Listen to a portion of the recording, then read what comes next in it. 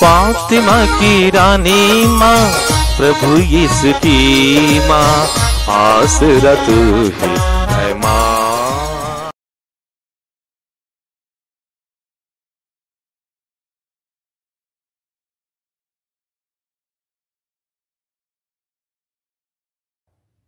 पहला पाठ उत्पत्ति ग्रंथ अध्याय 9 पद संख्याएं 1 से 13 तक। ईश्वर ने यह कहते हुए नूह और उसके पुत्रों को आशीर्वाद दिया, फलो फूलो और पृथ्वी पर फैल जाओ। पृथ्वी के सभी पशु, आकाश के सभी पक्षी, भूमि पर रेंगने वाले सभी जीव जंतु और समुद्र की सभी मछलियां, इन सबों पर तुम्हारा भय और आतंक छाया रहेगा। ये तुम्हारे अधिकार में है। हर विचरने वाला प्राणी तुम्हारे भोजन के काम आ जाएगा। मैं हरी वनस्पतियों के साथ ये सब तुम्हें दिए देता हूँ, किंतु तुम वह मांस नहीं खाना जिसमें प्राण अर्थात रक्त रह गया हो। मैं तुम लोगों के रक्त और जीवन का बदला चुकाऊंगा। मैं प्रत्येक पशु को उसका बदला चुकाऊंगा और प्रत्येक मनुष्य को उसके भाई के जीवन का बदला चुकाऊंगा।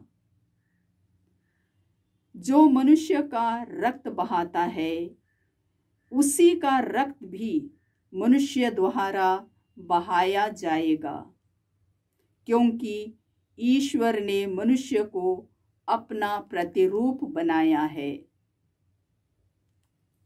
तुम लोग फलो फूलो और पृथ्वी पर फैल जाओ और उसे अपने अधिकार में कर लो। ईश्वर ने नूह और उसके पुत्रों से यह भी कहा, देखो, मैं तुम्हारे और तुम्हारे वंशजों के लिए अपना विधान ठहराता हूँ, और जो प्राणी तुम्हारे चारों ओर विद्यमान हैं, अर्थात पक्षी, चौपाए और सब जंगली जानवर, जो कुछ जहाज से निकला है, और पृथ्वी भर के सब पशु, उन पशुओं के लिए भी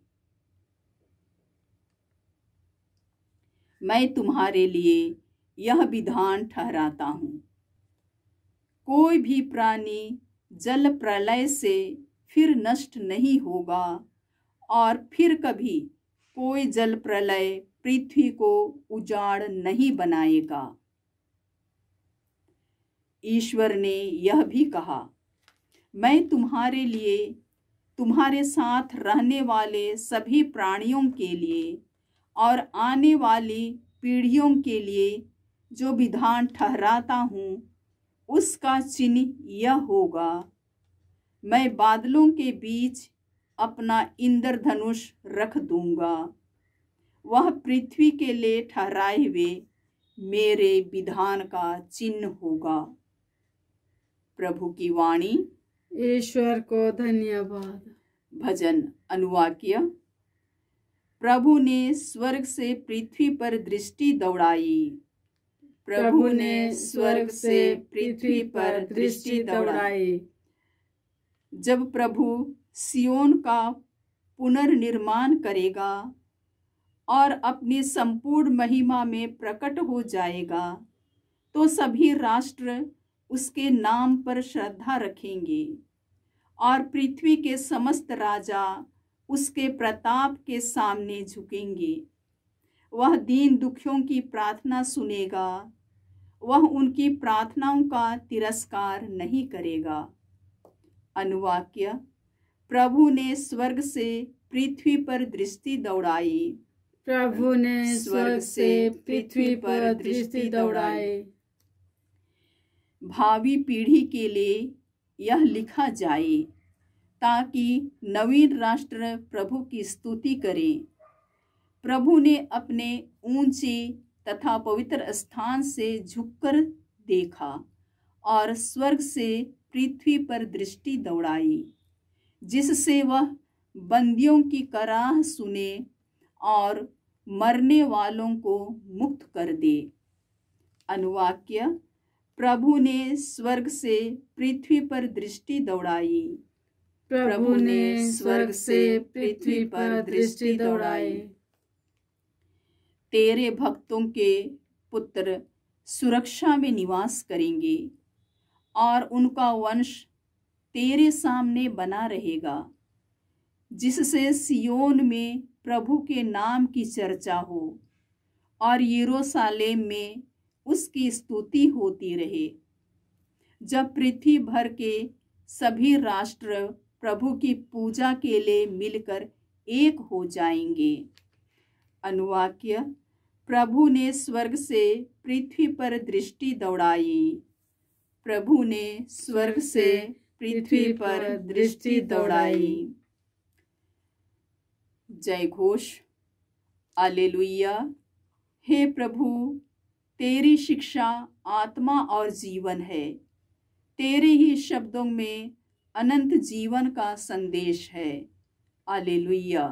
प्रभु आप लोगों के साथ हो और आपकी आत्मा के साथ। संत मार्कुस के अनुसार प्रभु यीशु ख्रिस्त का पवित्र सुसमाचार। हे प्रभु, तेरी महिमा हो।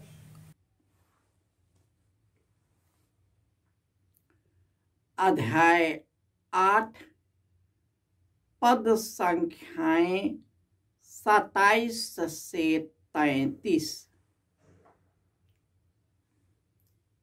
यीशु अपने शिष्यों के साथ कैसरिया फिलिपी के गांव की ओर चले गए। रास्ते में उन्होंने अपने शिष्यों से पूछा, मैं कौन हूँ? इसके विषय में लोग क्या कहते हैं?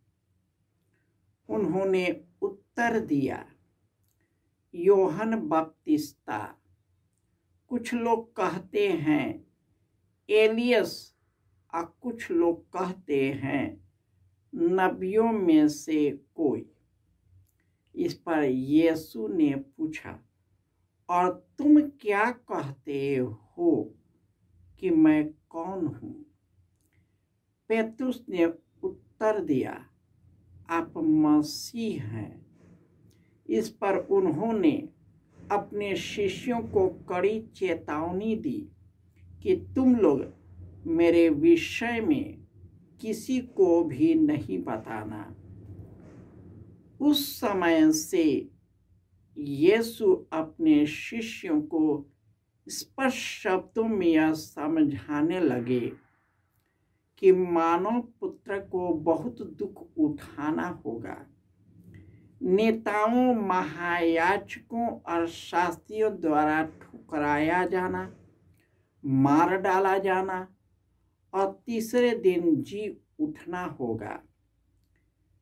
पेतरुस यीशु को अलग ले जाकर समझाने लगा, किंतु यीशु ने मुड़कर अपने शिष्यों की ओर देखा और पेतरुस को डांटते हुए कहा, हट जाओ शैतान, तुम ईश्वर की बातें नहीं बल्कि मनुष्य की बातें सोचते हो।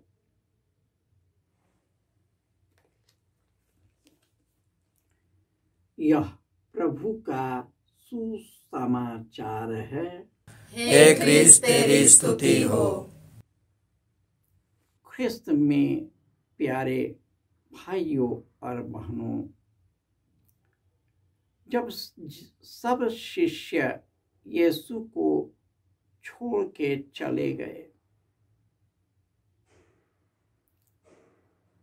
तब शिष्यों से कहे, प्रेरित तो क्या तुम भी चले जाना चाहते हो? प्रभु, मैं कहाँ जाऊं? तेरी शिक्षा आत्मा और जीवन है। तेरे ही शब्दों में अनंत जीवन का संदेश है। प्रभु यीशु अपने मिशन कार्य को करने के बाद शिष्यों से पूछते हैं कि लोग तुम मुझे क्या कहते कि मैं कौन हूं? कोई कहता है यूहन्ना बपतिस्ता जो पुनर्जीवित हो गया है, कोई एलियस प्रकट हो गया, या नबियों में से कोई पुनर्जन्म ले लिया है। तरह तरह की बातें। परंतु यीशु पेतरुस से पूछते हैं, तुम मुझे क्या कहते हो कि मैं कौन हूं? आप मसीह है, जीवंत ईश्वर के पुत्र है। परंतु इसी के तुरंत बाद यीशु अपनी मृत्यु की भविष्यवाणी किया कि मानव पुत्र को बहुत दुख उठाना पड़ेगा, शास्त्री और फरीसियों को मार दिया जाना होगा और तीसरे दिन जी उठना होगा। यह बात पेतरुस को अच्छा नहीं लगा। पेतरुस को एकांत में ले जाता है और अच्छा ही बात करता है, जैसे हम लोग करते कि भैया आपको कुछ होने वाला नहीं। उसी प्रकार का प्रभु ये सब चीजें आप पर नहीं गुजरेगा। तो उनको बोलता, हट जा शैतान, तू मेरे और ईश्वर के मध्यस्थ बहुत बड़ा बाधा हो। तुम ईश्वर की बातें नहीं, तुम मनुष्य की बातें करते हो। आज के पहले पाठ में हमने सुना है कि ईश्वर ने नूह के द्वारा अपना विधान स्थापित किया, उसे आशीर्वाद दिया, उनके बाल बच्चों को आशीर्वाद दिया, फलो फूलो और सारी दुनिया पर फैल जाओ, और उनका दया उसमें उमड़ पड़ता है। वह जानता है कि मनुष्य पापी है, स्वभाव से पापी है। इसलिए यीशु ने हमारे पापों को अपने ऊपर ले लिया, इस दुनिया में दुख सहा। जो पाप के वश में थे, पाप में जी रहे थे, वे पुण्य के पास नहीं आ सकते। साफ है बात। स्वर्ग राज्य और संसार का राज्य दोनों एक दूसरे के साथ नहीं जाता। यह संसार इसलिए बनाया गया था ताकि सबों की भलाई हो, और सभी इसी सृष्टि के द्वारा ईश्वर की महिमा और प्रशंसा करे, उनके साथ एक हो जाए। परंतु मनुष्य इसी संसार की बनाई चीजों के से आसक्त हो गया, इसी को अपना चरण स्थान बनाया, इसी को अपना आदर्श मान लिया, इसी को अपना अंतिम लक्ष्य बना लिया, और ईश्वर जो उनका लक्ष्य है उसी से विहीन हो गया। यही कारण है कि मनुष्य बार बार गिरता है, परंतु ईश्वर यीशु के द्वारा बार बार हम पर दया करता है। यह नहीं कि दूसरे क्या कर रहे हैं, हमें पूछना है कि मैं दूसरों को क्या कर रहा हूं। यह कह देना फलाना पी रहा है, ये कर रहा, उसकी परिस्थितियां उसे बिगाड़ दिया, लेकिन मैंने उसको बनाने में क्या किया? क्या मैंने उसको अपने ओर से कोशिश किया, उसको कुछ बताया, ईश्वर के पास लाया, कुछ नहीं किया। हम भी अपने परिस्थितियों के मारे हैं, परिस्थितियों में फंसते हैं, लोगों के साथ फंसते हैं, लोभ, आलसीपन और कई प्रकार के पाप घर कर जाते हैं, लेकिन ईश्वर हमें क्षमा देता है। और जो भी मनुष्य विनम्र है, ईश्वर के साथ नम्र बन जाते हैं, ईश्वर का हृदय पिघल जाता है। कितनी बार इस्राएली लोग पाप किया, बार बार दया करता है, और अंत में पुत्र यीशु के द्वारा हम पर अनंत काल के लिए हम पर दया किया है, ताकि हम सभी उनसे जुड़कर पवित्र बने, निष्कलंक बने, एक दूसरे की सेवा करें और उन्हीं के मार्ग पर चलकर अनंत जीवन प्राप्त कर सके। जय यीशु।